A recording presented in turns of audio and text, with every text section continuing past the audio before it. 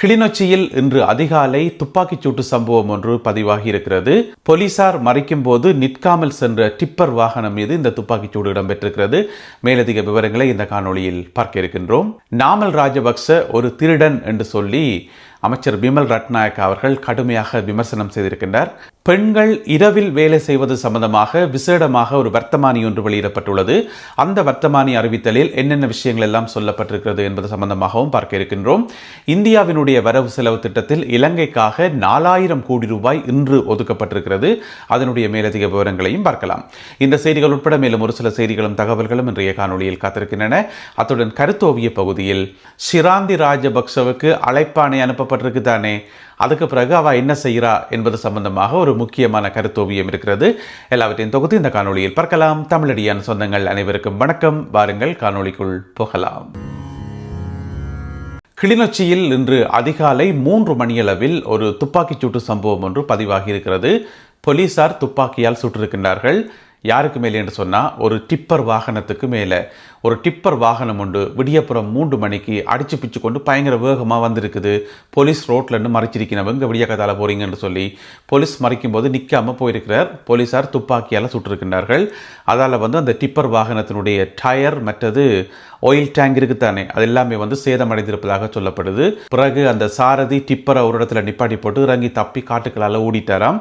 எனவே அவரை தேடி பிடிச்சு கைது செய்கின்ற நடவடிக்கையில் போலீசார் ஈடுபட்டிருக்கின்றார்கள். விசாரணைகள் தொடர்ந்து இடம்பெற்றுக் கொண்டிருக்கின்றன.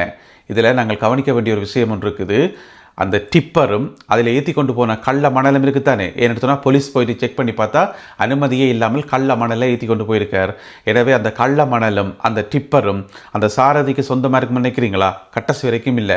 இதுக்குரிய முதலாளி வேறு எங்கேயோ இருப்பார். விடியப்புறம் 3 மணிக்கு, அதுவும் இன்றைக்கு ஞாயிற்றுக்கிழமை, அவர் நல்ல நித்திரையில் நல்ல கனவு கண்டு நித்திரை கொண்டு இருப்பார். அவருக்கு வேலை செய்கிற இவர் போலீஸ் மறைக்கும் போது நின்று காட்டிட்டு போகிறதுக்கு தேவையில்லாமல் அடிச்சு பிச்சு கொண்டு போய் முதலாளிக்கு விசுவாசமாக இருக்கத்தானே வேணும்.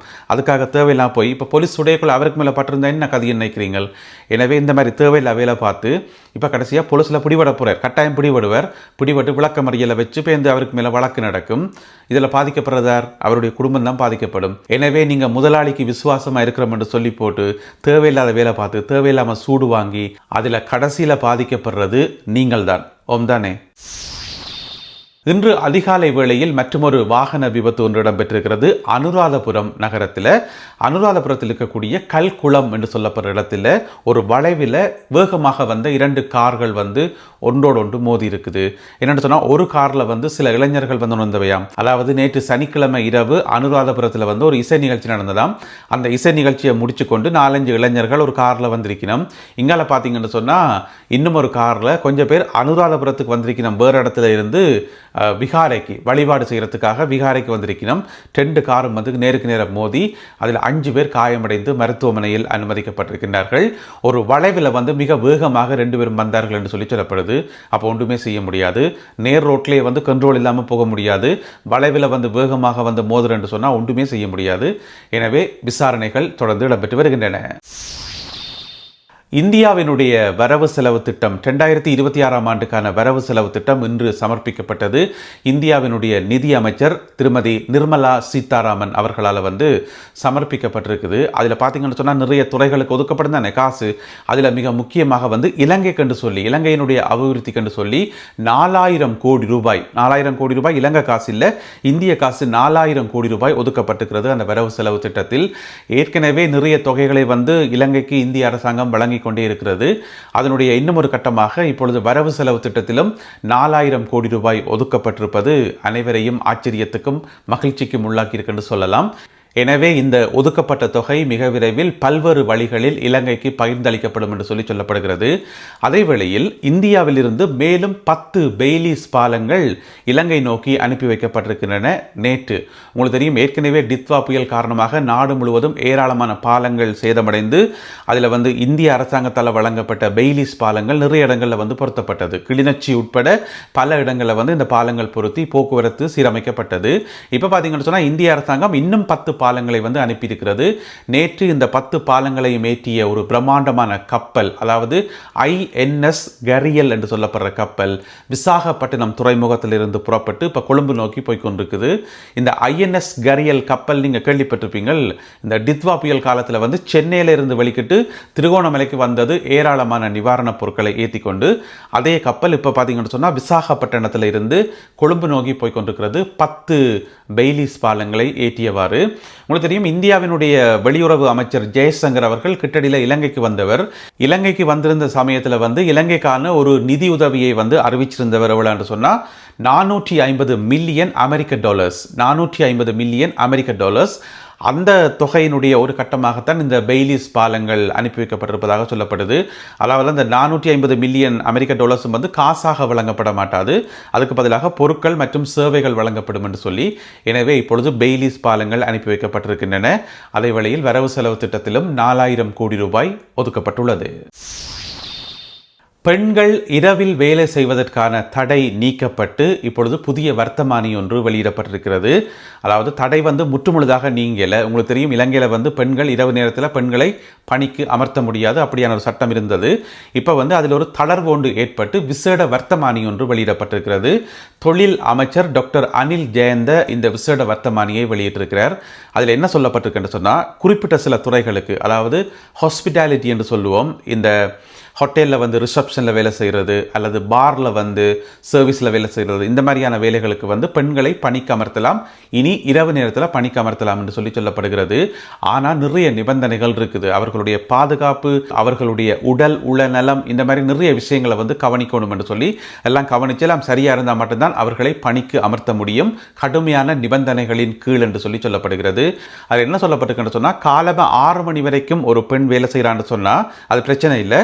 6 மணிக்கு பிறகு வீட்டை போகிறதுக்கு, பத்திரமாக வீட்டை போகிறதுக்கு ஒழுங்கு செய்து கொடுக்கணும். இது மிக மிக முக்கியமான நிபந்தனை. அது வந்து அந்த பணிக்கு அமர்த்தலாக்களுக்குரிய முக்கியமான பணி. இது முதலாவது. அடுத்தது வந்து ஒரு பெண் வந்து 6 மணிக்கு வேலை முடிக்காமல் இப்போ ஒரு நள்ளிரவு 12 மணிக்கு வேலை முடித்தா 12 மணிக்கு வீட்டை போய் சொல்லி அனுப்பிடாது. 12 மணியிலிருந்து அடுத்த நாள் விடிய 6 மணி வரைக்கும் அந்த பெண் ஊழியர் வந்து பாதுகாப்பாக தங்குவதற்கேற்ற தங்குமிடங்கள் ஒழுங்கு செய்து கொடுக்கணும் என்று சொல்லப்பட்டிருக்கிறது. இப்படியாக கடுமையான நிபந்தனைகளுடன் ஒரு விசேட வர்த்தமானி வெளியிடப்பட்டிருக்கிறது.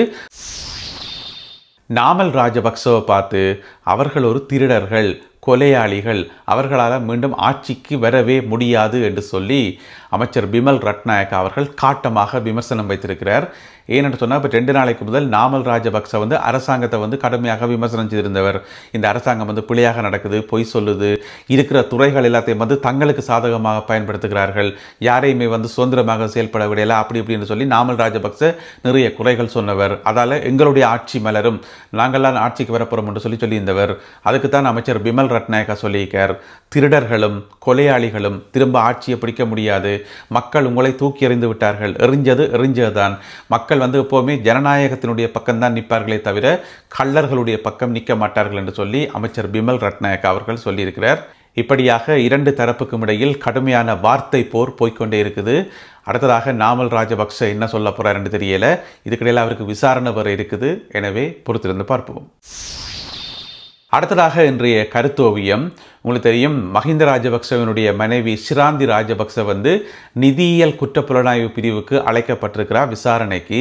அப்போ அன்றைக்கு ஒரு கருத்தோவியம் ஒன்று போட்டாங்க. அதில் பார்த்தீங்கன்னு சொன்னால், மஹிந்த ராஜபக்ச வந்து படிப்பிச்சவர். CID கேள்வி கேட்கும்போது இப்படி பதில் சொல்லணும், எது கேட்டாலும் தெரியாண்டு சொல்லு, எது கேட்டாலும் எனக்கு ஞாபகம் இல்லை என்று சொல்லி படிப்பிச்சவர், கணக்கை படிப்பிச்சவர். அப்போ அன்றைக்கு வந்து சந்தோஷமாக படித்து கொண்டு இருந்தவா. இன்றைக்கு பார்த்தீங்கன்னு சொன்னால் அந்த போட் வந்து இங்கே கிடக்குது. மஹிந்த ராஜபக்சவே ஒரு ஓரமாக நிற்கிறார், போட்டத்துக்கு கீழே போட்டுட்டு. ஏனென்றால் அவர் என்னதான் படிப்பிச்சாலும் அவாக்கு ஏற போகிறது இல்லை. அவள் வந்து இப்போ பதட்டத்தில் நிற்கிறா. கையில் பார்த்தீங்கன்னு சொன்னால் ஒரு கலண்டர், டேபிள் கலண்டரோட வச்சு பார்த்து கொண்டு நிற்கிறா. அதில் வந்து பிப்ரவரி மாதம் 3ஆம் தேதி என்று எழுதப்பட்டிருக்கிறது, செவ்வாய்க்கிழமை என்று சொல்லி. ஏனென்றால் அன்றைக்கு தானே விசாரணை.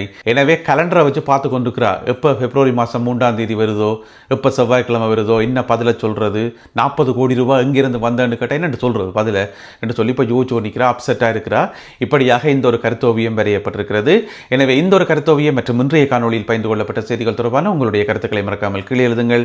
மீண்டும் சந்திப்போம் உறவுகளே. நன்றி, வணக்கம்.